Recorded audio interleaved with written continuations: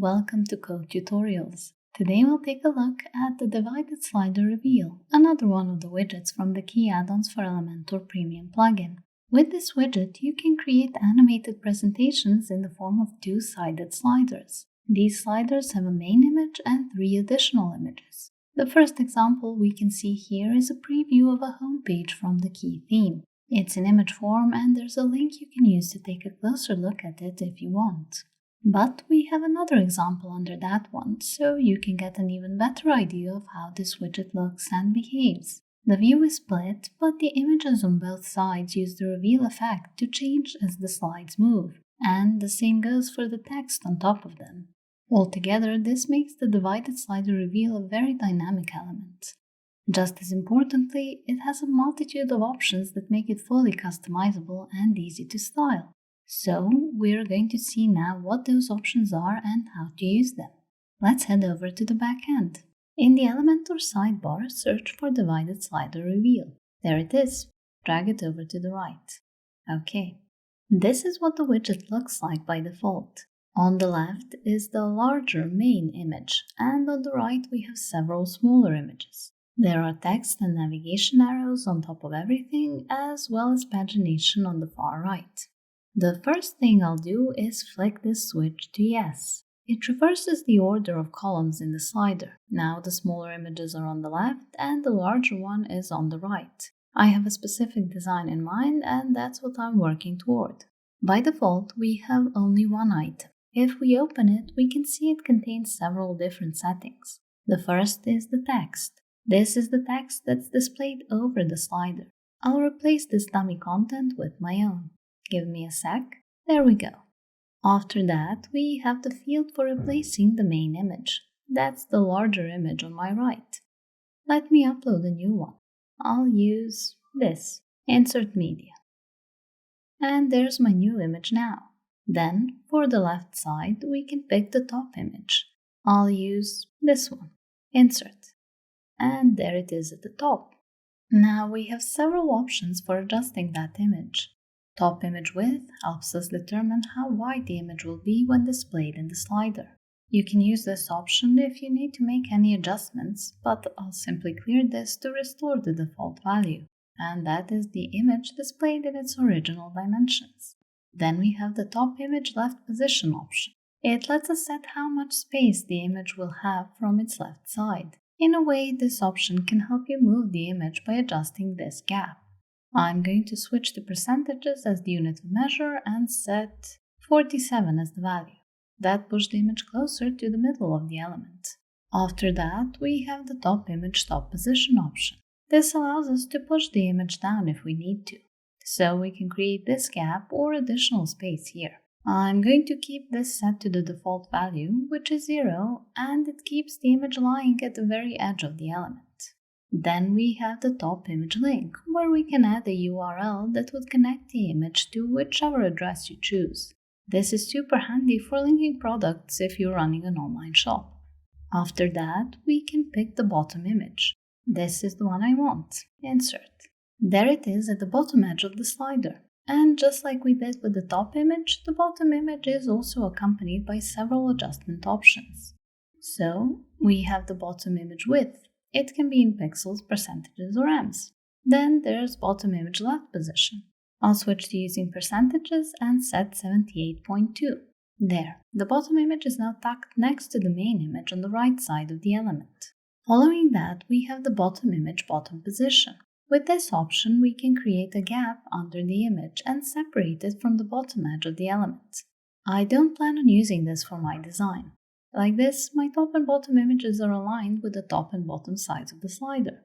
And there's the bottom image link if we want to add a target URL for the bottom image. Then we have the middle image field for uploading our final image on the left side. That's this one. Let me just find the one I want. This is it. Insert media. And by default, this image is pretty close to the middle, but we can adjust it using the options below. The first is, again, the width option. I won't be changing it as I uploaded an image that already has the dimensions I want. Then for middle image right position, I'll switch to percentages and set 53 as the value. Okay, and middle image top position lets us move the image up and down. For this, I'll set 360 pixels as the value, and that puts my image here, close to the middle and a bit to the side. Alright. After that, there's the middle image link option. Just like before, you can add a URL that would link the image to whatever target page you want. Under that, we can set a background color using this option. It applies to the left-hand side of the element as that's the one that has its background visible. You can set anything you like. The color I'll be using is a very light gray. Just a sec. And there, this is my new background. Now, everything we're seeing in front of us is just the first item, or the first slide in the slider. I'm going to make more now, and to do that I'll duplicate this first one as I want to keep its settings. I'll only replace its content. Simply click here and voila! I'm going to skip ahead now while I do the customization in the background. I've created 3 more items by duplication and customized them all. So this is what my slider looks like now. Both images and text are different for each slide. So with that done, I can move on to the next section in the options, and that is the slider settings. In here we can adjust the slider as a whole, starting with the vertical slider height. By changing the value here, we can change how tall the slider will be on the page. You can keep using the slider to make the adjustment, or you can type in a value, which is what I'll do, and that'll be 886 pixels.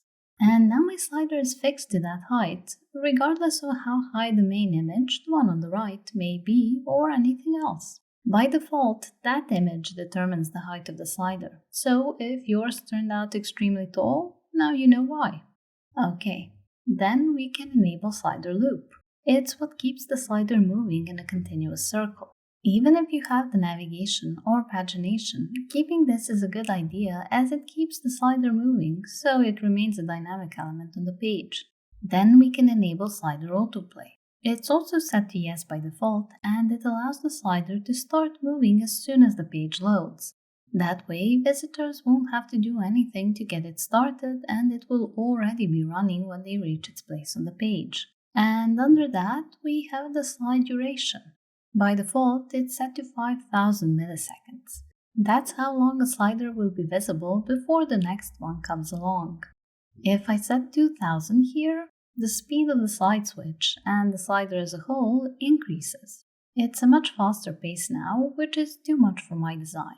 After that, we have the slide animation duration. This represents the amount of time that the animated effect, which helps one slide transition into another, lasts, so they don't switch in a blink.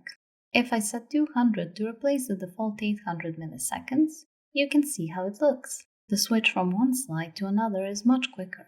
You can slow it down by adding a bigger value, but I'll simply clear this to get the default setting back. Alright, the slider is back to its original animation duration. Then we have the Enable Slider Navigation option. By default, it's enabled, so we can see the navigation arrows here and here. You can disable it if you like, and in fact, that's what I'll do. My slider is already on an automatic loop, so moving it is not an issue. We also have the Enable Slider Pagination option. It's on by default, and we can see the pagination bullets here. I'll be keeping this enabled, and later we'll go through the options for styling this as well as the navigation, which I'll temporarily enable at that point. Okay. Under that, there's the Enable Mouse Scroll option. It's set to no by default, but if I switch it to yes, then by standing over the slider and using the mouse scroll, I'd be able to switch slides as if I was using the navigation. Of course, that goes for the visitors as well. But if I return this to no, then standing over the slider and scrolling will simply get the page to move. So with this option disabled, scrolling won't have any effect on the slider itself. And that wraps up the slider settings. Our next section is Developer Tools. This is an option you get with all of our widgets. If you switch it to yes, it will display the widget in the form of a WordPress shortcode, this light gray text, which you can easily copy for use elsewhere on your site. Alright, I'll switch this back. Under that, we have the Help section. It contains links to various helpful resources that you can check out, including a link to our Help Center.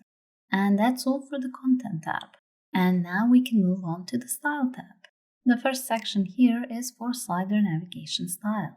I turned off my navigation, which is why I don't have any options here. So we'll circle back to this later. For now, let's check out the slider pagination style. So our pagination is here, and we can set it to be inside or outside of the slider.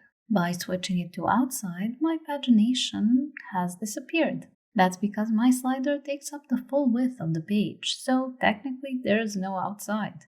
I'll put this back to inside so we can see the pagination bullets again. But if your slider is boxed or in grid, then you can pick the pagination position according to your preference.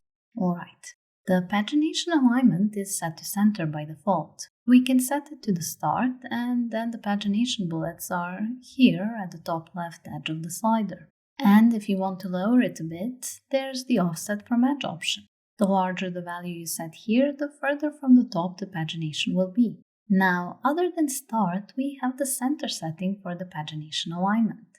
That was the default one, here. Then we have the end setting, which puts the pagination at the bottom left corner of the slider. And again, you have the offset from edge option, if you want to push the pagination bullets further away from the slider edge. Alright. I'll return my pagination to the center.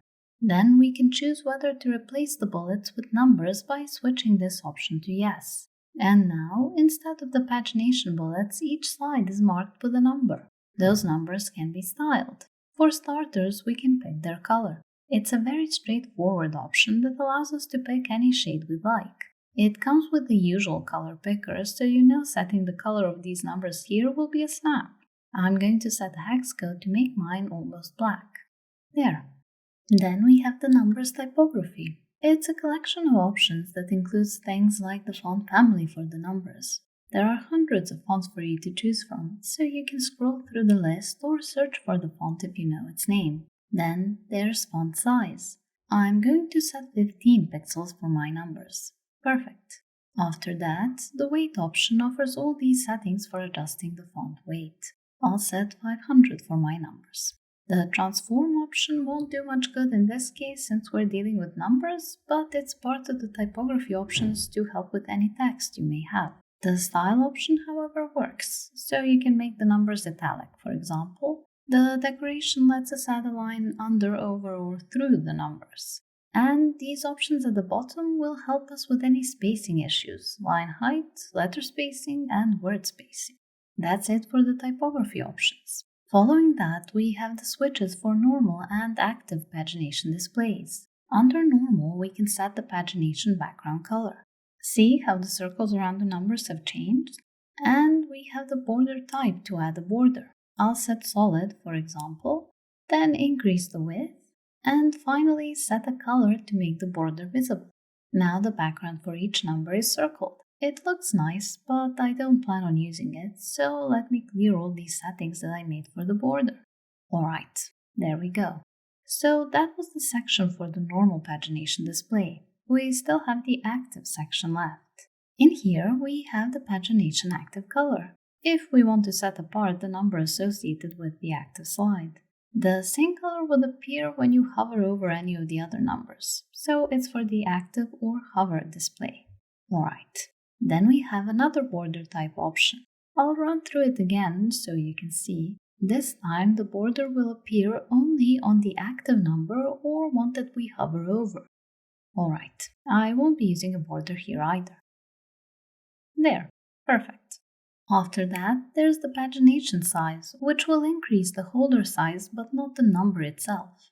We had the font size option in the typography settings for that. So with this option, we can enlarge these circles. And for the value here, I'll set 27 pixels. Then with the space between bullets, we can space out our pagination numbers by creating gaps between them. I'm going to set 12 pixels here. Alright, that's most of our pagination options done. The last one left is pagination offset. With this option, we can adjust the horizontal offset. Basically, shift the pagination away from the slider side. So we create a gap here. And of course, the larger the value, the larger the gap you end up with. As the value here, I'll set 36 pixels. There, the pagination is all done. Now we can take a peek at the text style options. These apply to the text visible over each slide, so we can change the text tag. This text right now is set to H1 by default. When I select it, you can see it's still the same as before. Now we can also change the text color. Simply set whatever shade you like using this familiar color picker. I'll add the hex code for the same color I used on my pagination numbers. There. And we have the typography settings for the text as well. The options are the same as the ones we've seen before, so there's no need to go over them again. I'll simply set what I need, that is the size. I'll put 60 pixels for mine, then change the weight to 400, make it a touch lighter than the default setting, and finally I'll switch to pixels for the line height and set 69 as the value there. With that, I've shrunk the gap here a bit. Alright, that was the text style section. And in fact, this is the finished slider design that I was going for. Everything I wanted is here, from the text to the images and the pagination. But I still owe you a look through the options for styling the navigation. And as mine is disabled, the first step is to enable it again. To do that, let's open the Content tab. And then over in the slider settings, enable slider navigation. Yes, here we are. The navigation arrows are back. Now if we look at the first section of the style options, we have all kinds of things here. We can pick if the arrows will stay inside the slider, as is the default, or if they will be outside of it. Like this, they are outside the slider. Or if they will be together, which puts them right next to the pagination. So if you don't like pagination but fancy this spot, here you go, you can make it happen. I'll switch back to using inside so we can go through the rest of the options here. Okay, after this we have the hide navigation option. It lets us set below which screen width the navigation arrows will disappear from view. So when your slider shrinks to fit a smaller screen, like that of a tablet, the navigation can be removed so as not to obstruct the view. The range of widths cover the landscape orientation on tablets, the portrait orientation on tablets, and everything below the width of portrait orientation on mobile phones. So you should check out how your slider looks on these devices and decide what you like. Next, we have the navigation vertical offset. This moves the navigation arrows away from the slider's edges. And the greater the value you set, the greater the gap will be. Okay, and there's also the horizontal offset, which lets us move the arrows left or right. The positive value moves them left and the negative value would move them to the right. Following that, we can replace the navigation arrow icons. You can pick something from the icon library or upload an SVG. This field is for arrow previous or top arrow, and this is for arrow next or bottom. After that, we have the option to set the arrow color when it's displayed normally. So we can set any color we like and it will be part of the regular display.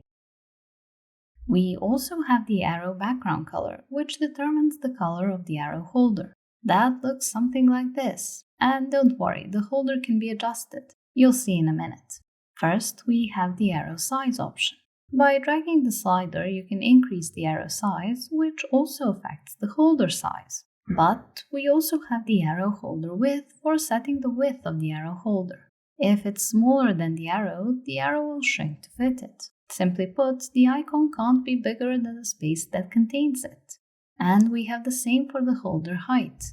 By increasing the value here, we can make the holder grow, thus expanding the coverage of the background color. So you can easily adjust the holder, especially if you gave it a background color, to be more square or rectangular, whatever fits with the icon shape. These are just some of the design possibilities you can play around with. Also, keep in mind that the holder may affect the icon, but the proper option for setting its size is the navigation arrow size option, which I set to be 38 pixels here. And it should not be confused with the holder width and height options, which are set to 52 pixels here. So the holder can outgrow the arrow, and the arrow won't grow to match it. It will retain whatever size you set for it in the navigation arrow size option. Okay, let me clear this and we can look at the options for the hover display. Alright, in here we have the arrow hover color. So you can set a different icon color that will appear on hover. Besides that, there is the arrow background hover color, where we can set a different background color to appear on hover. Also, we have the enable hover arrow move. It's set to yes by default, and it gets us this subtle animated movement when we hover over an arrow. We can disable it by switching this option to no. Then the arrow will stay stationary on hover. And this wraps up the slider navigation style options. I'm going back now to the Content tab so I can turn off the navigation as it's not part of my planned design. And here we go! This is the finished slider design that I wanted, and I think it served us well for showcasing all the options that come with the divided slider reveal widget. You've seen how to customize your slider, how to upload new images, how to adjust the slider speed by setting the slide duration, how to style the whole thing, and more. Hopefully this video has shown you that there's nothing to it, that you can create awesome visual elements like this for your own site and it will be the work of minutes. The divided slider reveal widget is designed to look amazing while staying extremely easy to set up, customize, and stylize. If you have any questions after watching this video or comments or suggestions you'd like to make, please drop us a line in the comment section below. Also, make sure to subscribe to our channel and be the first to learn about any new tutorials and theme guides. Thank you for watching.